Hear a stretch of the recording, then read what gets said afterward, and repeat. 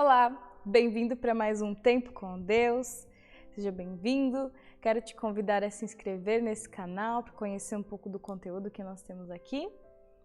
E quero te convidar para uma pequena reflexão. Você sabia que a semente de trigo, ela precisa primeiro morrer para poder germinar?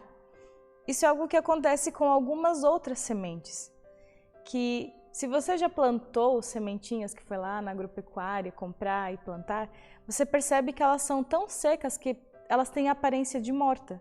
E muitas vezes nesse processo de morrer, as plantas elas precisam disso para que elas possam germinar. E é algo bem peculiar e uma característica especial do trigo. E Jesus Cristo, ele usa esse mesmo exemplo para falar a respeito de uma grande verdade que eu quero compartilhar com você. Se você tiver a possibilidade, acompanha comigo o texto de João 12, 24 e 25, que diz o seguinte: na verdade vos digo que, se o grão de trigo caindo na terra não morrer, fica ele só, mas se morrer, dá muito fruto. Assim, quem ama a sua vida, perdê-la-á. E quem neste mundo aborrece a sua vida, guardá-la-á para a vida eterna. O que Jesus pretende ensinar falando disso? Jesus ele nos faz entender, com esse exemplo, que uma única semente, se ela se mantém viva, se ela se mantém dentro da sua vitalidade, ela continuará sendo uma única semente e terá seu fim como uma única semente.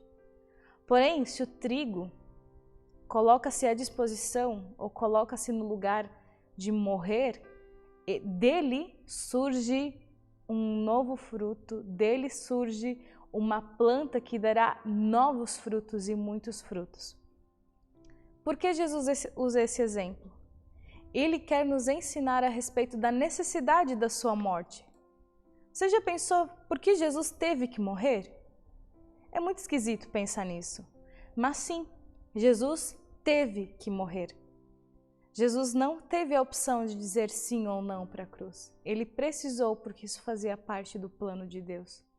Jesus teve que morrer porque ele era o único santo e perfeito para pagar pelo pecado de todos.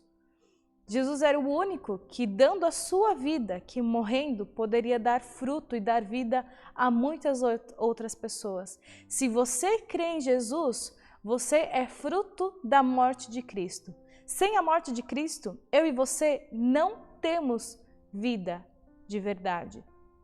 Porque a verdadeira vida, ela se encontra em Cristo. E ela só pode estar em Cristo e nós só podemos conhecer essa vida eterna, a verdadeira vida, em Jesus Cristo. E ela acontece porque ele precisou morrer e dessa morte dele germina a salvação, germina o fruto da salvação que hoje eu e você podemos compreender. E se a gente continua a leitura do texto logo adiante, Jesus ele continua explicando por que isso aconteceu dessa forma. Lá no versículo 26 diz o seguinte: se alguém me serve, siga-me onde eu estiver. Ali estará também o meu servo, e se alguém me servir, o meu Pai o honrará. Meu querido, que você realmente possa guardar isso no seu coração. Se Jesus Cristo já fez efeito na sua vida, se Jesus Cristo já pôde tocar a sua vida e transformá-la, meu desejo é que você também possa se entregar por essa mensagem e por essa necessidade, para que outras pessoas possam, por meio do teu testemunho, encontrar a Cristo. Queria que você soubesse que a nossa salvação, ela acontece quando nós encontramos a Cristo.